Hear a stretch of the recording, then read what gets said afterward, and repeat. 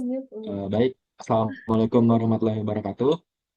Nama saya Tauben Prasojaksono dengan NIM J 0413241021. Di sini saya akan melakukan simulasi wawancara untuk tugas eh, pengembangan pengembangan sumber daya manusia mata kuliah dari Studi Teknik dan Manajemen Lingkungan.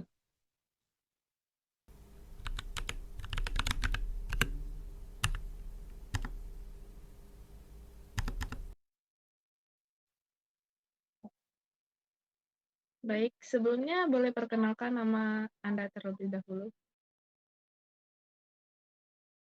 Baik, sebelumnya izin Ibu dan Bapak-Bapak sekalian, nama saya Pamukas Wicaksono. Saya merupakan lulusan dari program Studi Teknik dan Manajemen Lingkungan angkatan 2024 yang kebetulan baru lulus kemarin di tahun 2028 ini. Begitu, Bu. Saya merupakan mahasiswa yang berdomisili di Bekasi.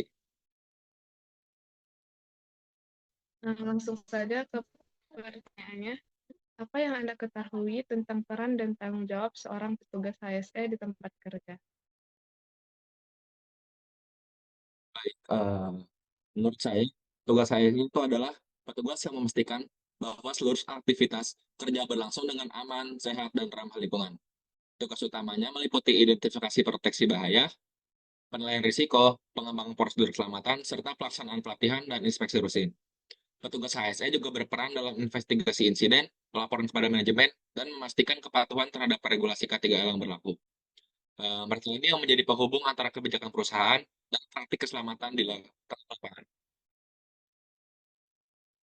Dapatkah Anda menjelaskan apa yang dimaksud dengan hazard identification dan risk assessment?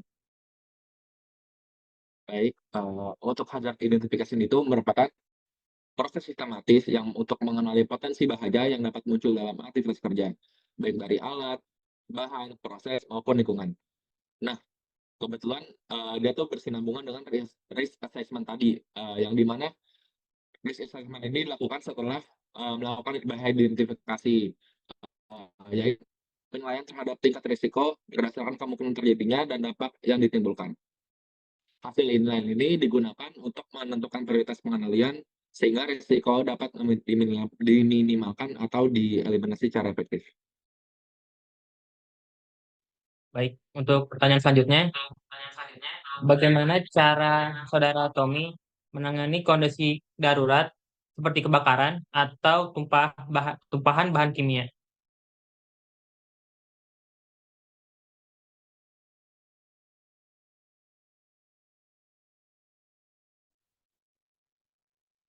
Darurat seperti itu, langkah pertama yang saya lakukan adalah mengaktifkan prosedur tanggap darurat yang telah ditetapkan, seperti membunyikan alarm dan mengevakuasi pada titik kumpul aman. Selanjutnya, petugas HSE akan menggunakan alat pelindung diri dan peralatan penanggulangan sesuai jenis bahaya, seperti APAR atau absorbent pad. Setelah situasi terkendali, lalu saya akan melakukan laporan yang dimana akan dilakukan untuk mengevaluasi dan mencegah kejadian serupa di masa depan. Oke, untuk pertanyaan selanjutnya, bagaimana cara Saudara Tommy memastikan kepatuhan terhadap prosedur keselamatan di lingkungan kerja sehari-hari?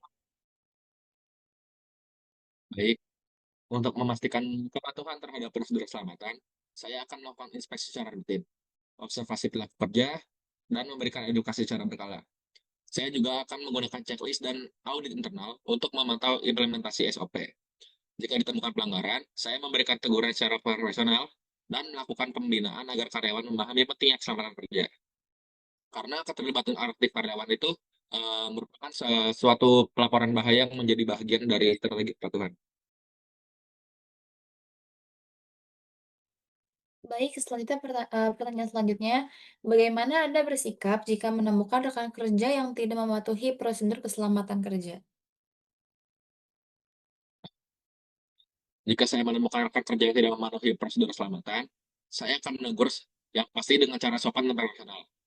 Lalu menjelaskan potensi risiko yang dapat terjadi akibat pelanggaran tersebut.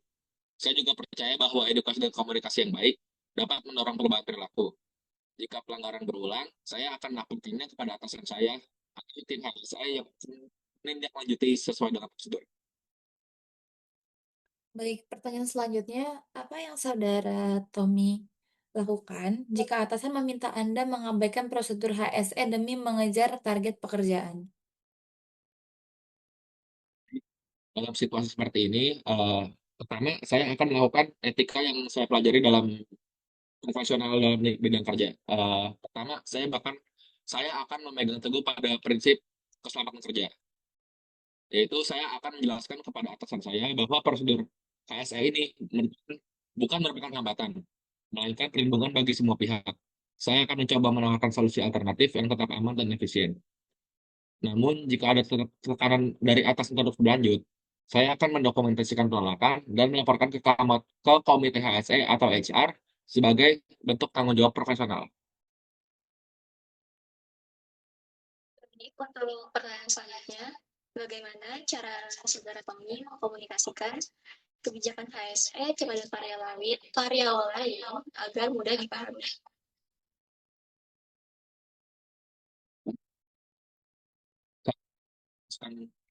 Ini dengan menggunakan bahasa sederhana seperti visualisasi, infografis, atau poster. Serta saya akan melakukan simulasi langsung di lapangan. Saya juga akan melibatkan karyawan dalam diskusi dan studi kasus agar mereka merasa memiliki peran dan keselamatan kerja. Pendekatan yang ini menurut saya akan membuat kebijakan HSE lebih mudah dipahami dan diterapkan secara konsisten.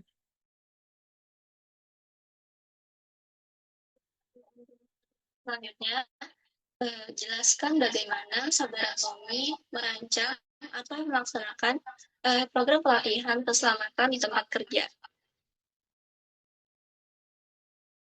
Mungkin untuk merancang program keselamatan kerja ini, saya mulai dengan pertama mengidentifikasi kebutuhan dulu, berdasarkan dengan jenis pekerjaan dan resiko yang dihadapi.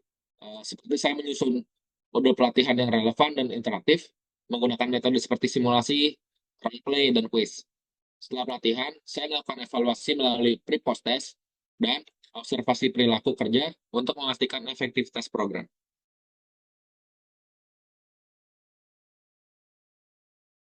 Baik, selanjutnya apa yang membuat saudara Tommy ingin bekerja di bidang HSE? Saya tertarik karena saya percaya bahwa keselamatan adalah fondasi dari produktivitas dan kesejahteraan kerja. Bidang ini memberi saya kesempatan untuk berkontribusi langsung dalam menciptakan lingkungan kerja yang aman, sehat, dan berkelanjutan. Saya merasa terpanggil untuk mencegah kecelakaan dan penyakit kerja melalui edukasi, sistem yang kuat, dan pendekatan yang humanis. Begitu, Ibu. Baik, mungkin segitu saja pertanyaan dari kami. Terima kasih untuk saudara Tommy sudah meluangkan waktunya pada wawancara hari ini. Ditunggu kabar selanjutnya. Terima kasih.